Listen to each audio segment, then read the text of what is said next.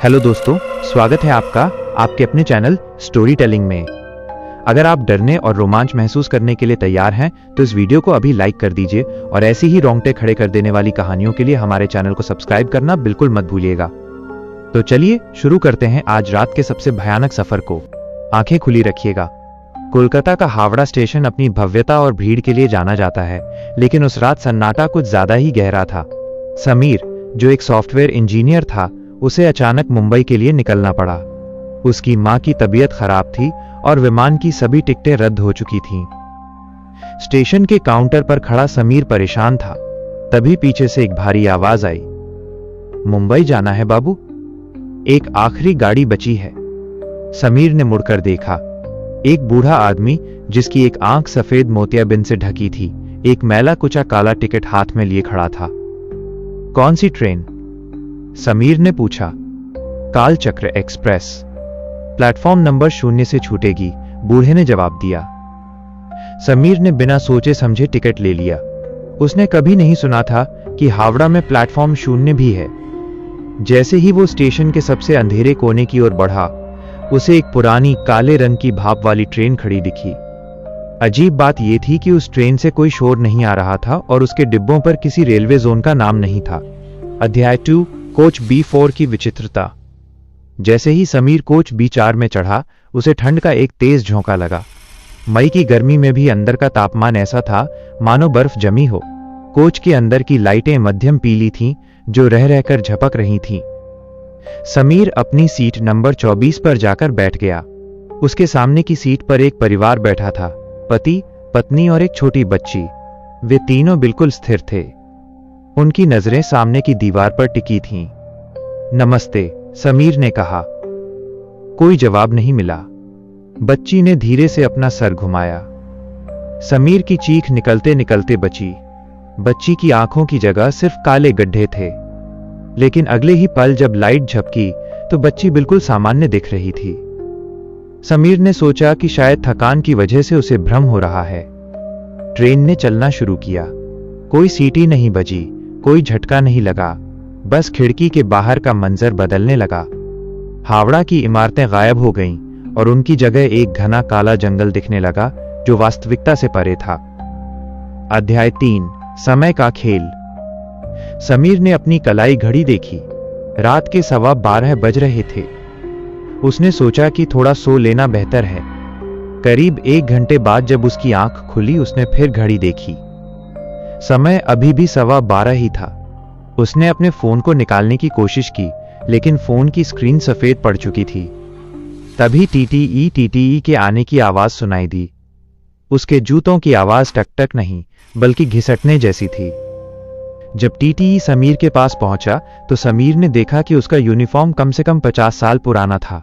उसका चेहरा सफेद पाउडर की तरह पीला था। टिकट? टीटीई ने हाथ बढ़ाया।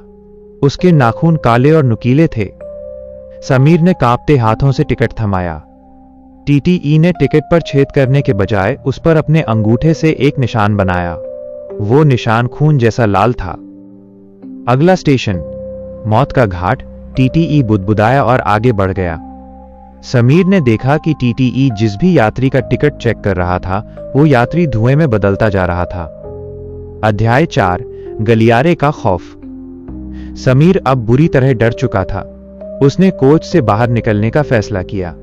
वो डिब्बे के दरवाजे की तरफ भागा, लेकिन दरवाजा लॉक था। उसने खिड़की का शीशा तोड़ने की कोशिश की, लेकिन वो किसी पत्थर की तरह सख्त था। तभी उसे पीछे से हंसी सुनाई दी। वही छोटी बच्ची अब गलियारे में एक पुरानी गुड़िया के साथ खेल रही थी। भैया, आप भाग क्यों रहे हो? मां कह रही है कि अब तो हम सब साथ ही रहेंगे, बच्ची ने कहा। समीर ने देखा कि बच्ची की गुड़िया का चेहरा बिल्कुल समीर जैसा था। गुड़िया के गले पर एक छोटा सा निशान था। समीर ने घबराकर अपना गला छुआ। वहां उसे एक गहरा जख्म महसूस हुआ। उसे याद आने लगा, हावड़ा स्टेशन जाते समय उसकी टैक्सी का एक्सीडेंट हुआ था। एक ट्रक ने उसे टक्कर मारी थी। नहीं, यह सच नहीं हो सकता, समीर चिल्लाया। अध्याय 5, इंजन रूम का रहस्य। समीर पागलों की तरह एक डिब्बे से दूसरे डिब्बे में भागने लगा। हर डिब्बा पिछले वाले से ज्यादा डरावना था। एक डिब्बे में लोग बिना सर के बैठे अखबार पढ़ रहे थे, तो दूसरे में छत से खून टपक रहा था। आखिरकार वो इंजन तक पहुंच गया। उसने सोचा कि वो ड्राइवर से ट्रेन रोकने को कहेगा। जब उसने इंजन का दरवाजा खोला तो वहां कोई ड्राइवर नहीं था। ट्रेन अपने आप चल रही थी। कोयले की जगह इंजन में इंसानी हड्डियां जल रही थीं, जिनसे वो नीला धुआं निकल रहा था। वही बूढ़ा आदमी जिसने टिकट दिया था वहां बैठा था। तुम देर से आए समीर, उसने अपनी पॉकेट वॉच दिखाते हुए कहा। कालचक्र का एक फेरा पूरा होने वाला है। जो इस ट्रेन में चढ़ गया वो फिर कभी जीवित दुनिया में कदम नहीं रख सकता। मुझे वापस जाना है। मेरी मां मेरा इंतजार कर रही है। समीर रोने लगा। बूढ़े ने एक खौफनाक मुस्कान दी। वाइस वे आउट सिर्फ एक ही है। तुम्हें उस चैन को खींचना होगा जो जिंदगी और मौत के बीच बंधी है। लेकिन याद रखना, अगर तुम नाकाम रहे तो तुम इस ट्रेन के पहियों के नीचे हमेशा के लिए कुचल दिए जाओगे। अध्याय 6, अंतिम संघर्ष। समीर वापस अपने कोच की तरफ भागा। पूरी ट्रेन अब कांपने लगी थी। बाहर का नजारा अब पूरी तरह बदल चुका था। ट्रेन बादलों के ऊपर एक संकरी पटरी पर चल रही थी। नीचे अनंत खाई थी। उसे वो जंजीर दिखी। वो लोहे की नहीं, बल्कि नसों और धमनियों से बनी हुई थी। जैसे ही समीर ने उसे पकड़ा, उसे हजारों चीखें सुनाई दी। वे उन आत्माओं की चीखें थीं जो उस ट्रेन में फंसी हुई थीं। मत खींचो समीर, हमें अकेला मत छोड़ो। सामने बैठा वो परिवार अब कंकाल बन चुका था और समीर की ओर बढ़ रहा था। समीर ने अपनी पूरी ताकत लगाई और जंजीर खींच दी। एक कान फोड़ देने वाला धमाका हुआ। ट्रेन के परखच्चे उड़ गए। समीर को महसूस हुआ कि वह बहुत ऊंचाई से नीचे गिर रहा है। उपसंहार, वास्तविकता या भ्रम? समीर की आंखें खुलीं। वह अस्पताल के आईसीयू में था। डॉक्टर और नर्स उसके पास खड़े थे। चमत्कार हो गया, इसकी पल्स वापस आ गई, डॉक्टर ने कहा। समीर बोल नहीं पा रहा था, लेकिन वो खुश था कि वो बच गया। नर्स ने उसके फटे हुए कपड़े एक थैली में रखे। जब समीर की नजर उस थैली पर पड़ी तो उसकी रूह कांप गई। उसके एक्सीडेंट के वक्त पहने हुए कोट की जेब से वही काला टिकट बाहर झांक रहा था, लेकिन अब उस पर समीर का नाम नहीं था। उस पर उसकी मां का नाम लिखा था और ट्रेन के पहुंचने का समय था अगले 5 मिनट। तभी अस्पताल के बाहर से एक पुरानी ट्रेन की सीटी की गूंज सुनाई दी। कालचक्र वापस आ गई थी। अध्याय 7, समय के विरुद्ध दौड़। अस्पताल के आईसीयू का सन्नाटा अचानक एक ऐसी गूंज से भर गया जो सिर्फ समीर को सुनाई दे रही थी। वो छुप छुप की आवाज नहीं थी, बल्कि ऐसा लग रहा था जैसे कोई विशाल जानवर पहाड़ियों को चीरता हुआ आ रहा हो। समीर का शरीर अभी भी एक्सीडेंट के घावों से चूर था, लेकिन उसके हाथ में मौजूद उस काले टिकट ने उसे एक खौफनाक ऊर्जा से भर दिया था। टिकट पर उसकी मां सुमित्रा देवी का नाम चमक रहा था। समय रात के 3:33 बजे। समीर ने घड़ी देखी। 3:28 हो रहे थे। उसके पास केवल 5 मिनट थे। उसने अपने हाथों में लगी ड्रिप की सुइयां झटके से निकाल दी। दर्द की एक लहर उसके पूरे शरीर में दौड़ गई, लेकिन डर उससे कहीं बड़ा था। वो लड़खड़ाते हुए बेड से उतरा और खिड़की की ओर भागा। बाहर कोई पटरी नहीं थी, लेकिन सड़क के बीचों बीच धुंध से बनी एक काली लकीर बिछ रही थी और दूर से 2 पीली आंखें, ट्रेन की हेडलाइट्स उसकी ओर बढ़ रही थीं। अध्याय 8, मौत का अस्पताल। समीर कॉरिडोर में भागा। उसे अपनी मां के कमरे वार्ड नंबर 404 तक पहुंचना था। जैसे जैसे वो आगे बढ़ रहा था, अस्पताल की सूरत बदलने लगी। दीवारें सड़ने लगी और नर्सें जो अभी तक सफेद कपड़ों में थीं, अब फटे हुए कफन में लिपटी नजर आ रही थीं। अचानक उसके सामने वही टीटीई खड़ा हो गया। इस बार उसका चेहरा पूरी तरह मांस रहित था, सिर्फ एक खोपड़ी। समीर, एक रूह के बदले दूसरी रूह। यही इस ट्रेन का नियम है। तुम बच निकले तो अब तुम्हारी मां को यह सफर पूरा करना होगा। टीटीई की आवाज हवा की सरसराहट जैसी थी। मैं उसे नहीं ले जाने दूंगा, समीर चिल्लाया और टीटीई को धक्का देकर आगे बढ़ गया। लेकिन उसका हाथ टीटीई के ठंडे, बर्फीले शरीर से टकराया और समीर को ऐसा महसूस हुआ जैसे उसका हाथ जम गया हो। अध्याय 9, वार्ड नंबर 404 का मंजर।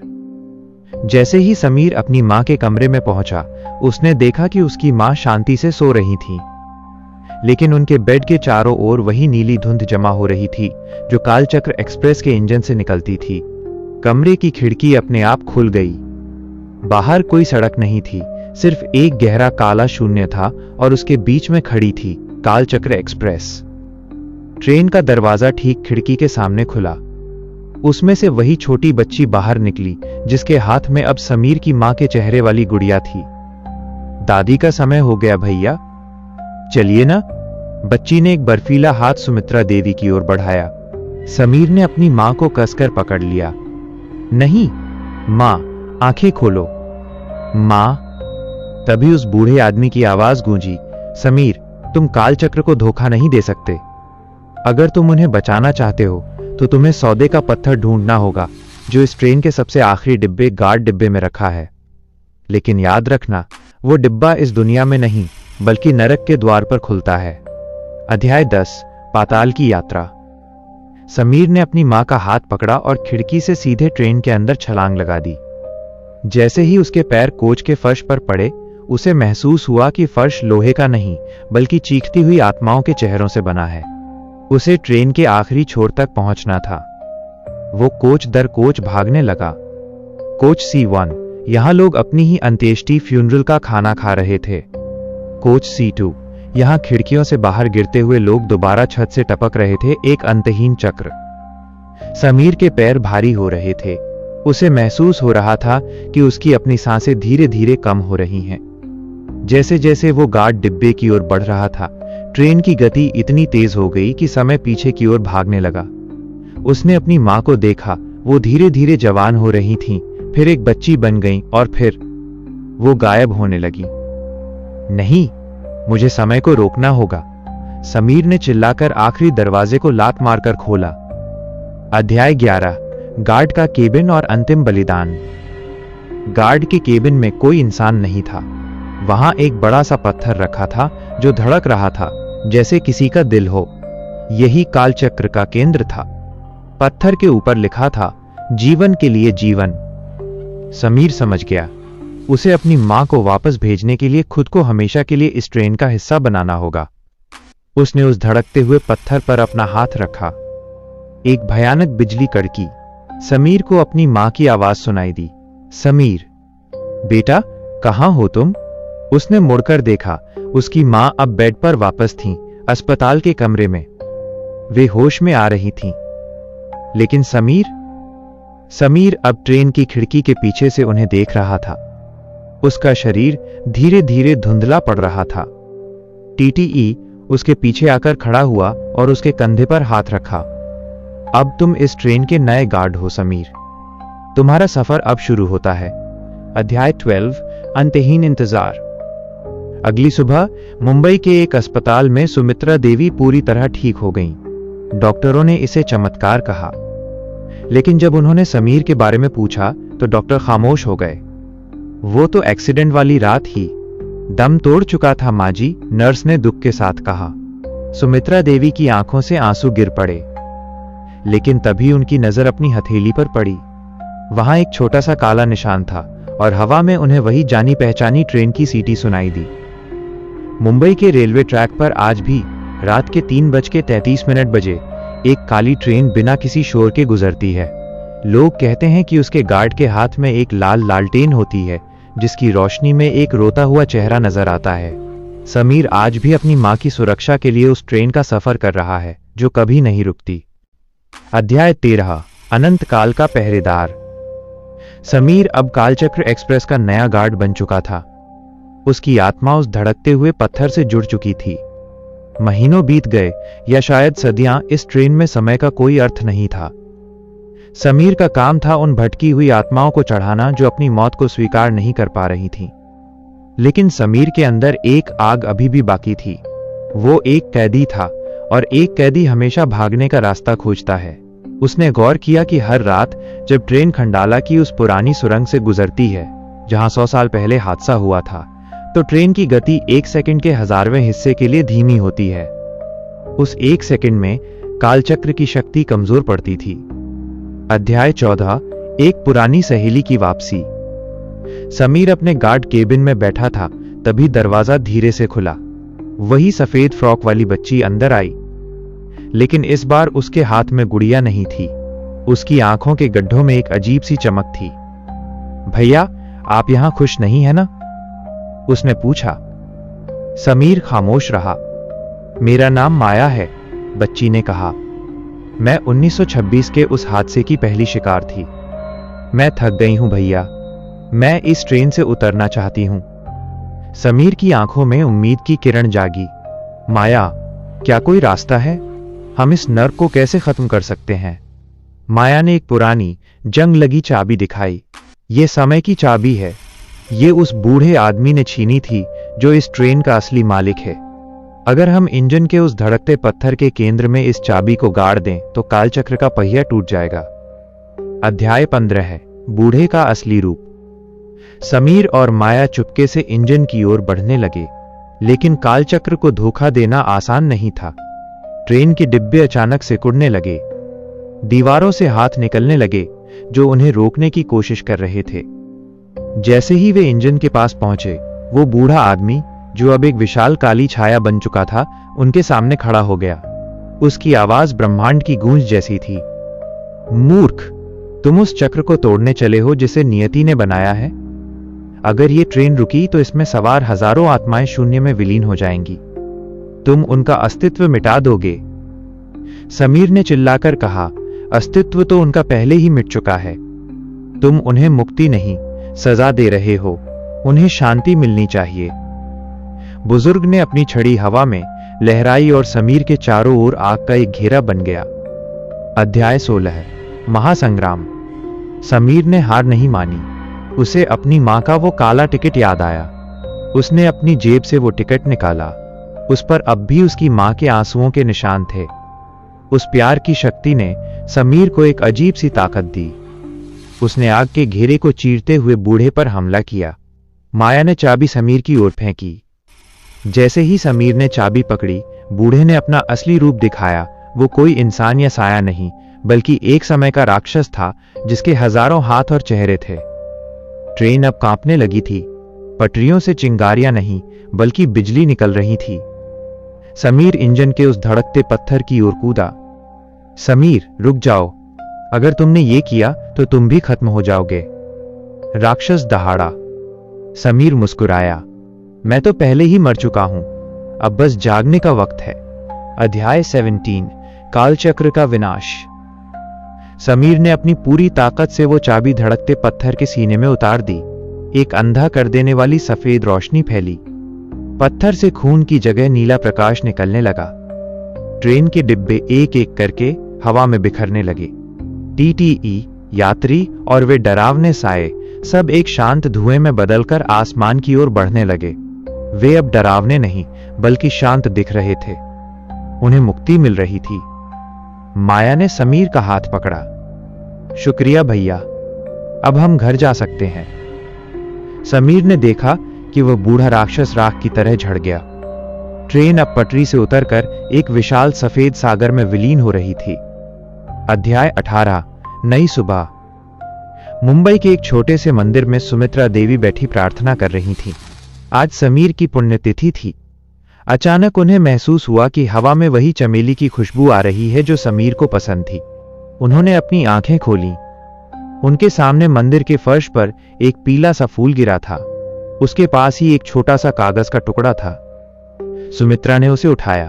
वो कालचक्र एक्सप्रेस का टिकट नहीं था। वो एक साधारण बस का टिकट था जिस पर लिखा था, सफर पूरा हुआ, मैं शांत हूं। दूर कहीं हावड़ा और मुंबई के बीच की उस रहस्यमयी पटरी पर अब कोई ट्रेन नहीं चलती। लोग कहते हैं कि कभी कभी रात के सन्नाटे में एक हल्की सीसीटी सुनाई देती है, लेकिन वो डरावनी नहीं होती। वो ऐसी आवाज होती है जैसे कोई चैन की नींद सो गया हो। निष्कर्ष, समीर ने खुद को कुर्बान करके न केवल अपनी मां को बचाया, बल्कि उन हजारों आत्माओं को भी आजाद कराया जो सदियों से समय के चक्र में फंसी थीं। कालचक्र एक्सप्रेस अब केवल एक किंवदंती बनकर रह गई थी और समीर की कहानी साहस और प्रेम की एक अमर मिसाल। आशा है कि आपको यह विस्तृत कहानी पसंद आई होगी। कैसा लगा आपको यह भयानक सफर? हमें कमेंट्स में जरूर बताइए कि आपको कहानी का कौन सा हिस्सा सबसे ज्यादा डरावना लगा। अगर आपके रोंगटे खड़े हुए हों तो इस वीडियो को लाइक करें और ऐसी ही अनसुनी, रहस्यमय और डरावनी कहानियों के लिए अपने चैनल स्टोरी टेलिंग को सब्सक्राइब करके बेल आइकॉन दबाना बिल्कुल न भूलें। हम फिर मिलेंगे अगली रात एक नए डर के साथ। तब तक के लिए अपना ध्यान रखिए।